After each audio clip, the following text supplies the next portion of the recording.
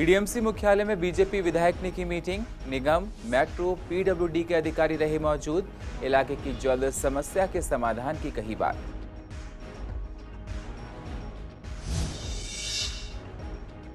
BJP विधायक ने आप नेता के खिलाफ की एफआईआर।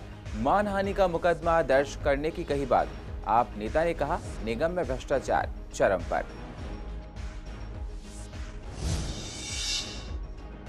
शादरा साउथ जोन के बाहर सफाई कर्मचारियों ने सैलरी को लेकर किया प्रदर्शन। कहा, हम लोगों की सैलरी को सुचारू रूप से दिया जाए, हम लोगों को होती हैं बहुत परेशानियां। ईस्ट एमसीडी भी चलाएगी गंदगी मुक्त दिल्ली अभियान। ढलाव, गलियों और सड़कों को किया जाएगा गंदगी मुक्त।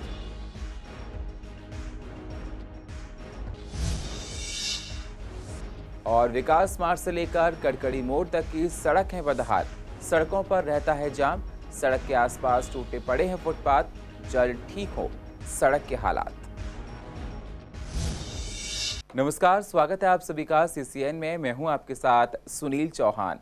अब होते हैं रूबरू पूर्व दिल्ली की अहम खबरों के साथ। हर कोई चाहता है कि हमारा देश साफ सुथरा हो, स्वच्छ वातावरण में हम लोग सांस लें। पीएम मोदी के गंदगी भारत छोड़ो अभियान पर अमल करने के लिए तीनों एमसीडी ने गंदगी दिल्ली छोड़ो नाम से अभियान शुरू करने के लिए कहा। इस अभियान के तहत दिल्ली के प्रत्येक ढलाव के अलावा गलियों और मुख्य सड़कों को गंदगी मुक्त किया जाएगा। इसी पर ज्यादा बातचीत की हमारी संवाददाता वंदना ने ईस्ट दिल्ली के मेयर निर्मल जैन से। न सिर्फ पूर्वी दिल्ली नगर निगम बल्कि तीनों एमसीडी गंदगी मुक्त दिल्ली अभियान चलाने जा रही है। और आगे की बात करते हैं, क्योंकि सिविक सेंटर में एक मीटिंग रखी गई थी जिसमें तीनों ही एमसीडी के मेयर शामिल हुए थे और क्या कुछ आगे की रणनीति तैयार की गई है, इसकी जानकारी ले लेते हैं। मेरे साथ मेयर निर्मल जैन साहब मौजूद हैं, उनसे बात करके। 8 अगस्त को माननीय प्रधानमंत्री जी ने ये शुरू किया और उसमें उन्होंने आह्वान किया गंदगी भारत छोड़ो।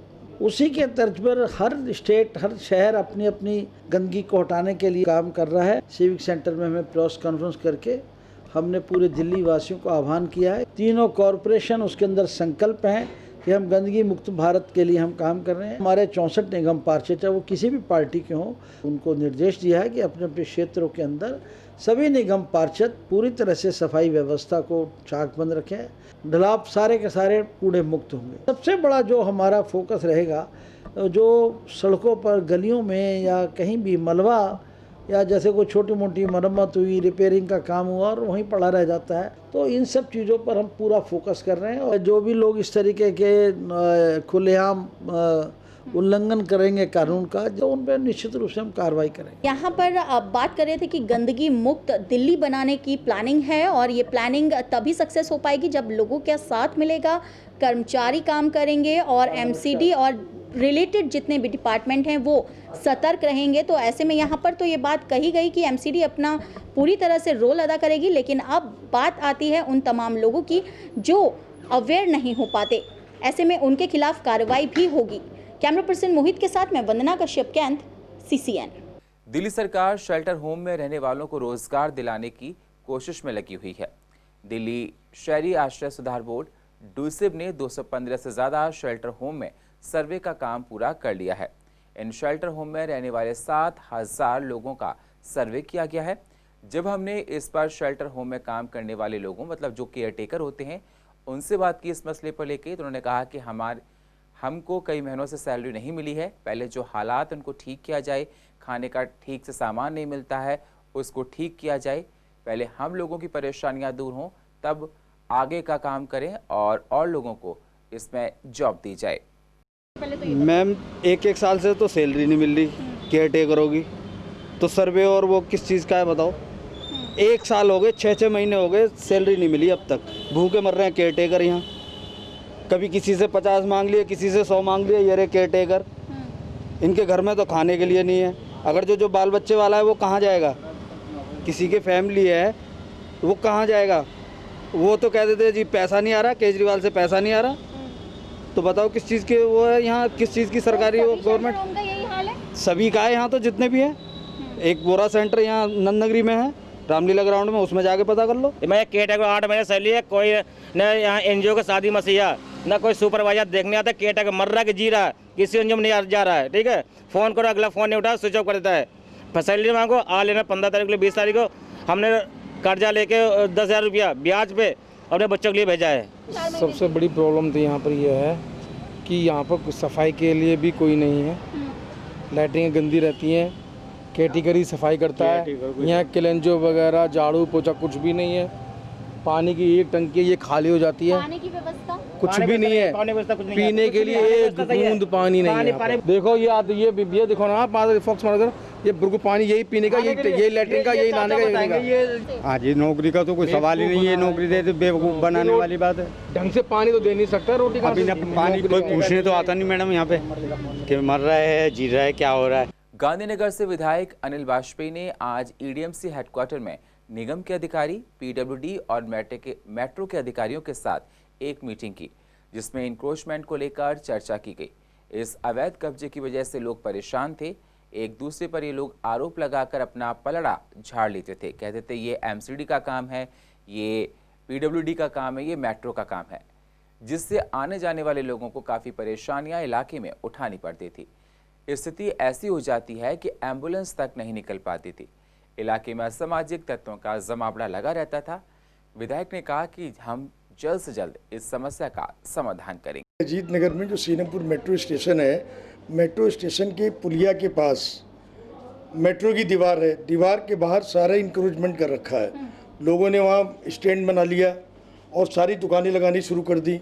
और रात को जब बेचारे काफ़ी लोग लेबर जाती है, उनके साथ छीना झपटी भी होती है, लोग वहाँ बैठ के शराबें पीते हैं वहाँ पर। तो वहाँ के जितने भी रेजिडेंट हैं, वहाँ के RWS के लोग हैं, प्रिया जी हैं, रमाकांत जी हैं, ये सब लोग RWS के लोगों ने हमारे कार्यालय में संपर्क साधा था। तो मैंने जो दिल्ली मेट्रो कॉरपोरेशन के चेयरमैन हैं मंगू सिंह, उनसे बात की और आज उसी के संबंध में, क्योंकि इशू ये आ रहा था कि पीडब्ल्यूडी करेगी, एक इशू ये आ रहा था कि दिल्ली मेट्रो कॉरपोरेशन करेगी, एक ये इशू आ रहा था कि एमसीडी करेगी। तो आज तीनों विभागों के लोगों के साथ, मेयर के साथ एक ज्वाइंट मीटिंग आज कराई है। ना पिछले लंबे समय से जो ना उस पुलिया के बाहर में जो मेट्रो की जगह है, एमसीडी की जगह है, उस पे लोगों ने कब्जा कर रखा है, दुकानें कर रखी हैं, पार्किंग बना रखी है। आने जाने के लिए जो अजीत नगर से या बल्कि गांधीनगर से जोड़ने वाली वो एकमात्र पुलिया है। सभी लोग उधर से आते हैं, लाखों की तादाद में सुबह से शाम तक, रात तक उसमें लोगों का आना जाना होता है। वहाँ पर बैड एलिमेंट बैठता है, बहन बेटियाँ आती हैं, उनको छेड़ते हैं और सभी लोग लंबे समय से दुखी थे। पूरा इलाका, गांधीनगर का पूरा इलाका, क्योंकि वो पुलिया उससे जोड़ती है, पूरा ही इलाका उससे परेशान होता है। हम जब अगर कोई बीमार हो जाए इंसान तो उस पुलिया में से नहीं निकल सकता है, क्योंकि वहाँ एक ही रास्ता है उसके अंदर से भी जाने का। मेट्रो में अगर किसी को जाना है मेट्रो स्टेशन से तो भी उसी से निकल के जाएंगे गांधीनगर के लोग। तो जब वो रास्ता ही कवर्ड हो जाता है, वहाँ पे इतना इंक्रोचमेंट हो जाता है, वहाँ इतना जाम लग जाता है कि इंसान नहीं जा सकता। वहाँ पे कोई बीमार है तो वो नहीं निकल सकता। वो एट मौके पे बहुत ऐसी मौतें भी हो गई हैं कि वहाँ से निकल नहीं पाए। दूसरा, वहाँ पे लोग शराब पीना, बदतमीजियाँ करना, और ऊपर से जब रास्ता ही नहीं बचेगा तो लोग बाहर निकलेंगे कहाँ से। तो पूरे इलाके के लोग, बहन बेटे, सभी लोग बहुत परेशान हैं उससे। आम आदमी पार्टी के नेता दुर्गेश पाठक ने बीजेपी की पार्षद रजनी पांडे के जेट पर बिल्डर से पैसा लेने की हेराफेरी के आरोप लगाए थे। इस पर बीजेपी पार्षद रजनी पांडे ने अशोक विहार थाने में FIR दर्ज कराई है। उन्होंने कहा वो गलत बोल रहे हैं और मानहानि का मुकदमा दर्ज कराने की बात कही है। वहीं आप नेता रोहित मैरोलिया का कहना है कि बीजेपी ने तीनों निगम में भ्रष्टाचार कर रखा है और भी कई बातों को लेकर खुलासे किए हैं। केजरीवाल के विधायक रोहित मैरोलिया ने हमारे वार्ड से भ्रष्टाचार की मांग की थी, जिसमें बिल्डिंग के मामले में पैसे वसूली के लिए मांग की थी, जो हमने इनको रोक दिया था। इसी कारण उन्होंने ये हम पे आरोप लगा रहे हैं। और अभी 3 महीने जो लॉकडाउन के कारण हमारे यहाँ पे इन्होंने खूब राशन घोटाला किया। हमारे यहाँ न्यू अशोकनगर की जनता को राशन नहीं मिला। इन्होंने राशन के नाम पे जनता को बेवकूफ़ बनाया। लोग हमारे यहाँ पर 2-2, 3-3 बजे तक लोग यहाँ खड़े रहते थे, पर लोगों को राशन नहीं मिलता था। इन्होंने उस राशन घोटाले में भी इन्होंने राशन का घोटाला किया। हमने इसके लिए आवाज़ उठाई और जो हमारे वार्ड में इन्होंने भ्रष्टाचार की मांग की थी उसके लिए भी हमने इनको रोका। तो उसी कारण ये हमको बदनाम करने में है और ये इस वीडियो को इन्होंने जो दिखाया, वायरल किया, ये सब झूठ है। कि हमारे वार्ड नंबर 4E से जो हमारे वहाँ से जो बहन निगम पार्षद हैं रजनी पांडे जी, उनके जेठ निशांत पांडे जी, जो लेंटर पांडे के नाम से वहाँ पे विख्यात क्या हैं, कुख्यात हैं एक तरह से, कि लोगों में आतंक का पर्याय बन चुके हैं। उनकी रिकॉर्डिंग जो हमारे पास में जनता के माध्यम से वहाँ पर आई है कि वो इस तरह से लोगों से डरा धमका कर पैसे लेते हैं, करते हैं। और उनका पूर्व में इतिहास भी फ्रॉड का, धोखाधड़ी का बहुत पुराना रहा है। अभी साल भर पहले की भी बात है कि वो यूपी के दासना जेल में शायद वहाँ पर बंद रहे हैं 6 महीना, और ये फ्रॉड में ज़मीन की जो जालसाजी या इस तरह से जो कोई मुद्दा उनका ऐसा रहा है, 420 का मामला था।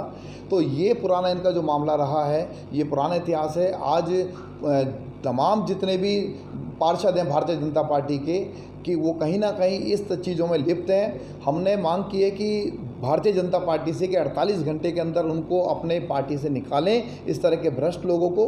और उसके साथ साथ पुलिस से भी हमने मांग की है, दिल्ली पुलिस से भी मांग हमने की है कि इन लोगों के खिलाफ FIR दर्ज करके यहाँ पर मुकदमा दर्ज करें और इनके खिलाफ जाँच हो, और इसमें शामिल जितने भी JE हैं, AE हैं बिल्डिंग डिपार्टमेंट के, MCD के, उनके खिलाफ भी कार्रवाई हो। दिल्ली सरकार दिल्ली की सड़कों का कायाकल्प करने जारी है। आए दिन सड़कों की बदहाल व्यवस्था की वजह से हम लोगों को परेशानियां उठानी पड़ती हैं। हमारे रिपोर्टर पूर्व दिल्ली की सड़कों के रोज आपको एक खबर दिखाते हैं, जायजा लेते हैं। आपको दिखाना चाहते हैं कि पूर्व दिल्ली के आवाम को क्या क्या परेशानियां सड़क को लेकर होती हैं। आज हमारे रिपोर्टर ने विकास मार्ग से कड़कड़ी मोड़ तक की सड़क का जायजा लिया, जिसमें सड़क बदहाल दिखाई दी। सड़कों के पास फुटपाथ टूटे पड़े हैं, कई जगह है नहीं। पार्किंग की सुविधा ना होने की वजह से लोगों को फुटपाथ पर ही गाड़ियां पार्क करनी पड़ती हैं, जिससे सड़कों पर जाम लग जाता है। इलाके के लोगों का कहना है कि बारिश में जल भराव भी देखा जाता है, घंटों जाम लग जाता है, आने जाने में परेशानियां होती हैं। आवाम का कहना है कि दिल्ली सरकार पायलट योजना से इस सड़क को जल्द से जल्द ठीक कराए, जिससे लोगों की परेशानियां खत्म हो सकें। हम लोग पहले भी शिकायतें कई बार प्रशासन को कर चुके हैं, पर इस पर कोई ठोस कदम नहीं उठाया गया है। देखिए, दिल्ली सरकार का ये जो पायलट प्रोजेक्ट जो है, जो कि दिल्ली के 7 रूट जो लिए गए हैं इस पायलट प्रोजेक्ट को पूरा करने के लिए, नंबर 1 पर विकास मार्ग को ही लिया गया है। ये हमारा सौभाग्य है। और इस पायलट प्रोजेक्ट को करने का उनका जो एक जो एम है, उनका जो ध्येय जो है, वो ये है कि इसको विकास मार्ग को रोल मॉडल के रूप में इसको विकसित करेंगे वो। और अपना पूरा विकास मार्ग शकरपुर लक्ष्मी नगर से लेकर कड़कड़ी मोड़ तक लगभग 32 करोड़ रुपए का ये प्रोजेक्ट है, जो जिसको अभी 2020 के एंड तक इन्होंने पूरा करना था। चूँकि लॉकडाउन के चलते काफ़ी लेबर जो है शहर छोड़ के अपने घर को जा चुकी है, इस वजह से ये प्रोजेक्ट थोड़ा सा लेट हो रहा है। ये मैं बता रहा हूँ, आपको बदलाव ये चाह रहे हैं। जैसे अभी इन्होंने दुकानों के साथ साथ इन्होंने जो पटरी जो है उसको थोड़ा बढ़ाना है, उसको फुटपाथ के रूप में ले रहे हैं। ये उसके साथ में एक कॉरिडोर बना रहे हैं, उस कॉरिडोर को ये ई-रिक्शा और रिक्शा के लिए रूप में ले रहे हैं, जिससे कि आराम से एक पर्यावरण में सुधार रहे जो है। हाँ सर, ये तो स्टार्टिंग से ही विकास मार्ग की बड़ी समस्या रही है, और इस समस्या को हमने बड़े उससे उठाया था कि जब ये काम हो रहा हो तो इसमें पार्किंग दी जाए, कम से कम सिंगल रो में गाड़ी खड़ी हो जाए और हमारे ग्राहकों को दिक्कत ना हो। ये प्रोजेक्ट आज का नहीं है, करीबन 6 साल पुराना प्रोजेक्ट है। जो पहले विधायक जी थे वो इसको लाए थे। और दूसरा ये है कि प्रोजेक्ट इतना लेट हो गया है ये, इससे हमारे मतलब बहुत बड़ी समस्या, जो दुकानदारों की सबसे बड़ी समस्या है वो ये है कि हमारी दुकानें बार बार सड़क बनती रही हैं और हमारी दुकानें नीचे होती रही हैं। आज जो भी बरसात का पानी, गंदे नाले का पानी आउटफ्लो सही ना होने से हमारी दुकानों में घुस जाता है। तो सबसे बड़ी समस्या हमारी यही थी, और हमने उस टाइम भी विधायक जी को बताया था कि अब के जब भी रोड बने तो कम से कम जो है उसका रोड का लेवल ऊंचा ना किया जाए, उससे बल्कि जो हमारा हाईवे रोड है उसके लेवल में उसको लाया जाए। प्रोजेक्ट में यही है कि आज विकास मार्ग जो है दिल्ली में, पूर्वी दिल्ली का एक राजपथ के नाम से जाना जाता है, उसके अनुरूप इसका विकास होना चाहिए। जैसे कनाट प्लेस है, ये जो भी मतलब बड़े बड़े रोड है उसके अनुरूप विकास मार्ग भी होना चाहिए। बिल्कुल, ग्रीनरी जितनी ज़्यादा बढ़ेगी उतना पोल्यूशन कम होगा, और उसके लिए हमारी एसोसिएशन भी सरकार को आश्वासन देती है कि वो जब भी कोई ऐसा प्रोजेक्ट लाएंगे हमारे एसोसिएशन का उनको पूरा सहयोग होगा। सबसे ज़्यादा तो पार्किंग की समस्या है, और ट्रैफिक वाले तो यहाँ पे नाम मात्र के हैं, उनको चालान से मतलब है, अपने आए और चालान काट दिए। लेकिन उसके लिए क्या व्यवस्था है प्रॉपर, अभी तक इसमें कोई भी सरकार या कुछ भी है, कुछ भी नहीं हो पा रहा है इस पर। जैसे कि ये जितने भी मेट्रो के पिलर पे है, जैसे वहाँ पे किया गया कि ग्रीन लगाया गया, पौधे वौधे लगा के, जो झाड़ी वाले पौधे हैं उस तरह से लगा के, प्लस सबवे को ठीक कराया जाए, और ये जो भी रोड पे है उसको नीट एंड क्लीन कराया जाए। पूर्व दिल्ली के शादरा साउथ जोन के बाहर MCD के कर्मचारियों ने प्रदर्शन किया। जी हां, सफाई कर्मचारियों का कहना है कि हम लोग अपनी सैलरी को लेकर काफ़ी परेशान हैं। कभी सैलरी बहुत जल्दी आ जाती है तो कभी बहुत देर में आती है। निगम के अधिकारी हम लोगों से अपने पर्सनल काम करवाया करते हैं। अफसर टोन मारा करते हैं और बहुत टॉर्चर करते हैं, जिससे हम लोगों को मेंटल परेशानियां होती हैं। हम चाहते हैं कि जल्द से जल्द हम लोगों की परेशानियों को दूर किया जाए और सैलरी को टाइम पर सुचारू रूप से चलाया जाए। जो हमारे कर्मचारियों के सीनियर अफसर होते हैं, इंस्पेक्टर दरोगा, ये एक एक कर्मचारी से 4-4 जनों का काम ले रहे हैं। दूसरी बात, इनके ऊपर तानाशाही कर रखी है। आते हुए कर्मचारियों की तनख्वाह काटी जा रही है और तो और इनसे 4-4 जनों का काम लिया जा रहा है एक एक जने से। और अफसर, सीनियर अफसर, इनसे अपने पर्सनल कार्य भी कराए जा रहे हैं जो बर्दाश्त नहीं किए जाएंगे। कर्मचारियों की शिकायत थी, उन्होंने लिख कर दिया कि हमारे को इस तरीके से उत्पीड़न हो रहा है। 21वीं सदी में अगर ये अफसरशाही, हिटलरशाही करेंगे तो इसे किसी भी कीमत पर बर्दाश्त नहीं किया जाएगा। कर्मचारी वार्ड नंबर 234 में जो सफाई कर्मचारी के पद पर था, उसका भी 1 महीना पहले आशियाना तोड़ा गया यहाँ से नाले वाले रोड पे, जो लक्ष्मी नगर पे। उसको दुनिया भर की टेंशन थी। एक बेदूराम का इंस्पेक्टर ने उसको इतनी टेंशन दे दी कि तू अगर काम ढंग से नहीं करेगा तो मैं तेरे को सस्पेंड करा दूंगा, मैं तेरे को निकाल दूंगा। आज का जो मुद्दा, हमारा सबसे बड़ा मुद्दा ये था कि हमारा जो डिपार्टमेंट है, इसने अभी तक हमारी सैलरी नहीं दी है। ना सफाई, ना तो कच्चे कर्मचारियों की, ना पक्के कर्मचारियों की सैलरी। लेकिन आज हम यहाँ इस कड़कड़डूमा के सामने हम जोरदार प्रदर्शन कर रहे हैं। एक सफाई कर्मचारी 226 का जो कार्य कर रहा था अपने, लेकिन उसने उसकी दरोगा की हठधर्मी से उसने उसका ट्रांसफ़र कर दिया। अब ट्रांसफ़र कर दिया उसका, और उसका जो कर्मचारी जो काम करा रहे थे उनका वेतन नहीं मिला। बहुत परेशानियों का सामना करना। दिल्ली के डिप्टी सीएम मनीष सिसोदिया ने नॉर्थ एमसीडी के स्कूलों में नए शैक्षणिक सत्र के 5 महीने बीत जाने के बाद भी बच्चों को किताबें नहीं दिए जाने की शिकायत को दिल्ली सरकार ने गंभीरता से लिया है और इस पर नाराजगी भी जाहिर की है। निगम के स्कूलों में ठीक से शिक्षा ना मिलने पर डिप्टी सीएम नाराज हैं। जब हमने इस पर निगम के आप पार्षदों से बात की तो उन्होंने कहा कि स्कूल हम लोगों को दे दें, दिल्ली सरकार स्कूलों को निगम से अच्छा चलाकर दिखा देगी। वहीं आपको बता दें, बीजेपी नेता का कहना है कि सारे काम अच्छे हो रहे हैं, हो सकता है कोई थोड़ी बहुत कमियां हो गई हो, उसको हम लोग ज़रूर दूर करेंगे। देखिए, बिल्कुल सही बात है। मैंने तो कई बार हाउस में भी, स्टैंडिंग कमेटी में भी, मैंने सब जगह इस बात की आवाज़ उठाई है कि वाकई निगम स्कूलों को नहीं चला पा रहा, बच्चों को अच्छी शिक्षा मुहैया नहीं करा पा रहा, टीचर्स की सैलरी तक भी निगम नहीं दे पा रहा है। तो जब वो चला ही नहीं सकता तो दिल्ली सरकार इतना बेहतर काम दिल्ली के अंदर कर रही है, शिक्षा के क्षेत्र में क्रांति आई है पिछले 6 सालों के अंदर, तो उसी की तर्ज पर जिस तरह दिल्ली सरकार काम कर रही है एमसीडी कर सकती है, लेकिन उसकी मंशा नहीं है इस तरह काम करने की, क्योंकि ईमानदारी ही नहीं है, कर्मठता नहीं है, काम करना चाहती ही नहीं है, पूरी बेईमानी इन लोगों के अंदर घुसी हुई है। तो एमसीडी ने साबित कर दिया कि पूरी तरीके से वो भ्रष्टाचार में लिप्त हैं। इसी कारण वो ना तो टीचर्स की सैलरी दे पा रहे हैं, ना बच्चों को सही शिक्षा दे पा रहे हैं। यहाँ तक कि अभी आप लोगों ने आज के अखबार में भी पढ़ा होगा कि स्कूलों के बच्चों को एनडीएमसी के अंदर स्कूलों में बच्चों को किताबें तक 5 महीने से नहीं दी गई हैं। मैं दिल्ली सरकार के स्कूलों की सच्चाई आपको बताना चाहता हूँ। कैसे मनीष सिसोदिया ने जो एजुकेशन है इसे एक बिजनेस, एक धंधा, एक गबन करने का एक संस्थान बना दिया। क्या आपको पता है कि दिल्ली सरकार का एजुकेशन बजट कितना है? दिल्ली सरकार का एजुकेशन बजट 15,800 करोड़ रुपए है और स्कूल कितने हैं? सिर्फ 1100 स्कूल। अगर डिवाइड करें तो एक स्कूल के पीछे एक साल में 14 करोड़ रुपया दिल्ली सरकार खर्च कर रही है। वहीं अगर पूर्वी दिल्ली निगम की बात करें, 400 करोड़ के बजट के अंदर हम 315 स्कूल चलाते हैं, मतलब 1 करोड़ रुपया पर स्कूल। और आज हमारे आप स्कूल देखिए, उसमें आपको स्मार्ट क्लासेस दिखेंगी, अच्छी बिल्डिंग दिखेगी, साफ सफाई दिखेगी। बहुत सारे स्कूलों में सोलर पैनल लगा दिए। नर्सरी क्लासेस आप जाइए, नील गगन का बढ़िया फर्नीचर है, नए डेस्क है। मैं मनीष सिसोदिया जी से कहना चाहता हूँ कि आपने एजुकेशन को एक धंधा बनाया है, इसे बंद कीजिए। जितना पैसा आप एजुकेशन पे लगा रहे हैं वो नीचे खर्च नहीं हो रहा है, बिल्डिंगें पुरानी है, सिर्फ लीपापोती करके उन्हें ठीक किया जा रहा है और जनता की आंखों में धूल झोंकी जा रही है। मेरा इनसे निवेदन है, आप दिल्ली सरकार के स्कूल पूर्वी दिल्ली निगम को दीजिए, आधे खर्चे में इन स्कूलों को आपसे अच्छा चलाकर दिखाएंगे। लॉकडाउन के दौरान सड़कों पर खड़े रहे सार्वजनिक वाहनों के मालिक रोड टैक्स माफी को लेकर सरकार से गुहार लगा रहे हैं। ट्रांसपोर्टर्स का कहना है कि कई राज्य सरकारों ने लॉकडाउन का रोड टैक्स माफ कर दिया है। हम चाहते हैं कि दिल्ली सरकार भी रोड टैक्स को माफ करे। बहुत से वाहन के मालिकों पर रोड टैक्स ना भरने की वजह से ना तो परमिट और ना ही फिटनेस सर्टिफिकेट उनका रिन्यू हो पा रहा है। वाहन मालिक चाहते हैं कि दिल्ली में भी लॉकडाउन के दौरान का रोड टैक्स माफ किया जाए। तो लेकिन चाहते तो हम ही हैं, क्योंकि हमारी तो खड़ी रही गाड़ियाँ, चली है नहीं है, उसका टैक्सेस हैं और बहुत सारे खर्चे हमारे ड्राइवर को तनख्वाही दी हमने बैठ बैठ के। तो उम्मीद तो चीज़ को काफ़ी नुकसान हो जी हम लोगों का, तो बहुत ज़्यादा, जिसकी भरपाई हम अगले 2-3 साल तक नहीं कर सकते। हमसे तो हर तरह के टैक्स ले रहे हैं, अभी भी हमने हालांकि गाड़ियों के जो भी टैक्स है भर दिए हमने, अब मजबूरी है, नहीं देते हैं तो पेनल्टी ले रहे हैं हमसे, वो पेनल्टी से भरनी पड़ रही है हम लोगों को। बहुत ज़्यादा हमारा बड़ी है, बहुत ज़्यादा, इसकी कवरिंग नहीं है बिल्कुल भी, जितना हमने दे दिया उनको।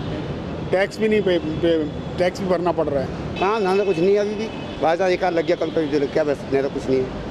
दिल्ली यूनिवर्सिटी में 2.5 लाख स्टूडेंट्स सोमवार यानी कल से 10 अगस्त से 31 अगस्त तक ऑनलाइन ओपन बुक एग्जाम दे रहे हैं। कल से ये शुरू हो गया है। हाईकोर्ट की मंजूरी के बाद अभी अंडर ग्रेजुएट और पोस्ट ग्रेजुएट के कोर्सेज के फाइनल सेमेस्टर ईयर के स्टूडेंट्स के एग्ज़ाम हैं। एग्ज़ाम 31 अगस्त तक चलेंगे। फाइनल ईयर के कई स्टूडेंट्स को जॉब ज्वाइन करने और कई को हायर स्टडीज़ के लिए आगे जाना होता है, इसलिए हाईकोर्ट ने जल्द से जल्द रिजल्ट जारी करने के लिए ड्यू प्रशासन से कहा।